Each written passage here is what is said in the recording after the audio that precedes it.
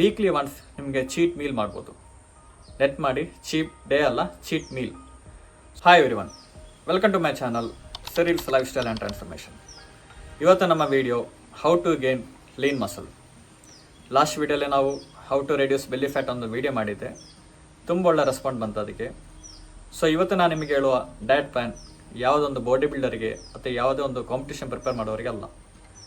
ಯಾರೆಲ್ಲ ನಾರ್ಮಲಿ ಜಿಮ್ಮಿಗೆ ಹೋಗ್ತಾರೆ, ಸೊ ಅವರಿಗೆ ಕರೆಕ್ಟಾಗಿ ಫುಡ್ ಗೊತ್ತಿಲ್ಲ, ಸೊ ಅಂಥವರಿಗಂತ ಈ ಒಂದು ಡಯಟ್ ಪ್ಲಾನ್ ಹೇಳ್ತಾನೆ.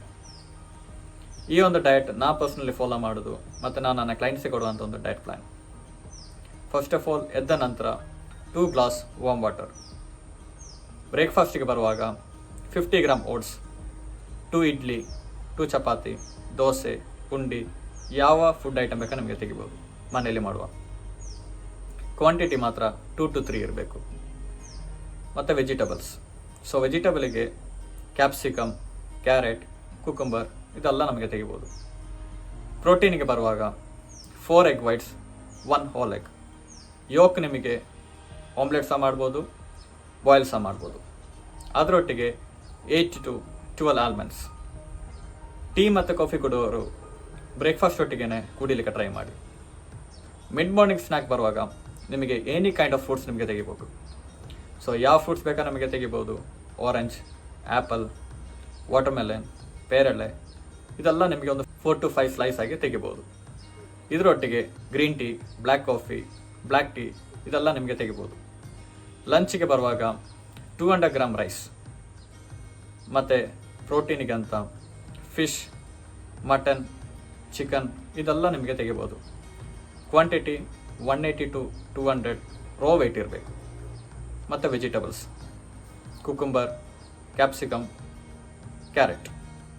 ಸೊ ನನ್ನ ಮಾರ್ನಿಂಗ್ ಬ್ರೇಕ್ಫಾಸ್ಟ್ ಆಗಲಿ, ಲಂಚ್ ಆಗಲಿ, ನೈಟ್ ಡಿನ್ನರಿಗಾಗಲಿ ಎಲ್ಲದಕ್ಕೆ ನೀವು ವೆಜಿಟಬಲ್ಸ್ ಆ್ಯಡ್ ಮಾಡಿ, ಅನ್ಲಿಮಿಟೆಡ್ ವೆಜ್ಜಸ್.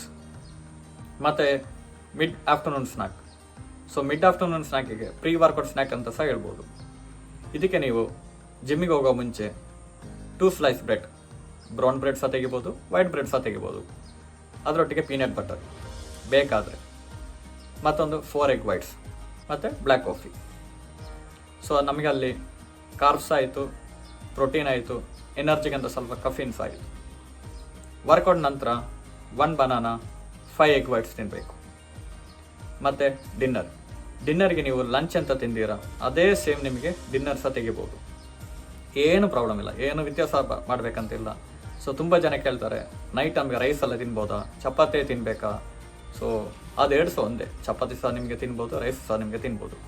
ಸೊ ನನ್ನ ಲೆಕ್ಕ ಬೆಟರ್ ರೈಸಿಗೆ ಹೋಗಿ. ಸೊ ಈವ್ನಿಂಗ್, ನೈಟ್, ಆಫ್ಟರ್ನೂನ್ ನೀವು ಎಷ್ಟು ಕ್ವಾಂಟಿಟಿ ರೈಸ್ ತೆಗಿತೀರಾ ಅಷ್ಟೇ ಕ್ವಾಂಟಿಟಿ ನಿಮಗೆ ನೈಟ್ ಸಹ ತೆಗಿಬೋದು, ಏನೂ ತೊಂದರೆ ಇಲ್ಲ. ಮತ್ತು ವೀಕ್ಲಿ ಒನ್ಸ್ ನಿಮಗೆ ಚೀಟ್ ಮೀಲ್ ಮಾಡ್ಬೋದು. ನೆಟ್ ಮಾಡಿ ಚೀಪ್ ಡೇ ಅಲ್ಲ, ಚೀಟ್ ಮೀಲ್. ಸೊ ತುಂಬ ಜನ ಚೀಟ್ ಮೀಲ್ ಅಂತೇಳಿ ಚೀಟ್ ಡೇ ಸಹ ಮಾಡ್ತಾರೆ. ಸೊ ಒಂದು ವಾರ ನಾವು ಕಷ್ಟಪಟ್ಟು ಮಾಡಿದ ಡಯಟಲ್ಲಿ ಮಾಡಿ ಒಂದು ಒಳ್ಳೆ ಕರೆಕ್ಟ್ ಒಂದು ಶೇಪಿಗೆ ಬರ್ತೀರ. ಒಂದು ದಿನ ಅದು ಚೀಟ್ ಡೇ ಮಾಡಿ ಕಂಪ್ಲೀಟ್ಲಿ ಅದು ಹಾಳಾಗ್ತದೆ. ಸೊ ಅದಕ್ಕೆ ಒಂದು ದಿನ ನಿಮಗೆ ಇಷ್ಟ ಇರುವ ಯಾವ ಫುಡ್ ಬೇಕಾ ನಿಮಗೆ ತೆಗಿಬೋದು. ಅದು ಆಯಿಲ್ ಫುಡ್ ಆಗಲಿ, ಯಾವ ಫುಡ್ ಬೇಕಾ ನಿಮಗೆ ತೆಗಿಬೋದು. ಬಟ್ ಅದು ಚೀಟ್ ಮೀಲ್ ಆಗಿರಬೇಕು. ಒನ್ ಟೈಮ್ ಮಾತ್ರ. ನಿಮಗೆ ಮಾರ್ನಿಂಗ್ ಆದ ಮಾರ್ನಿಂಗ್, ಆಫ್ಟರ್ನೂನ್ ಆದ ಆಫ್ಟರ್ನೂನ್, ನೈಟ್ ಆದ ನೈಟ್. ಬಟ್ ಕ್ವಾಂಟಿಟಿ ಸ್ವಲ್ಪ ಮೆಷರಲ್ಲಿ ಇಟ್ಕೊಳ್ಳಿ.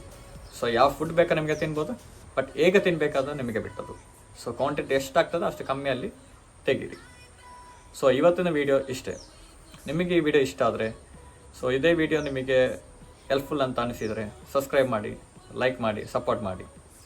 ಸೊ ಇದೇ ನಿಮಗೆ 1 ಮಂತ್ 2 ಮಂತ್ ನಿಮಗೆ ಫಾಲೋ ಮಾಡ್ಬೋದು. ಸೊ ನಿಮಗೆ ರಿಸಲ್ಟ್ ಬಂದರೆ ನನಗೆ ನೀವು ಮೆಸೇಜ್ ಮಾಡಿ. ಸೊ ಇನ್ಸ್ಟಾಗ್ರಾಮಲ್ಲಿ ಸಹ ಮೆಸೇಜ್ ಮಾಡ್ಬೋದು, ಕಮೆಂಟ್ ಬಾಕ್ಸಲ್ಲಿ ಕಮೆಂಟ್ ಥ್ರೂ ಸಹ ನಿಮಗೆ ಮೆಸೇಜ್ ಮಾಡ್ಬೋದು. Thank you.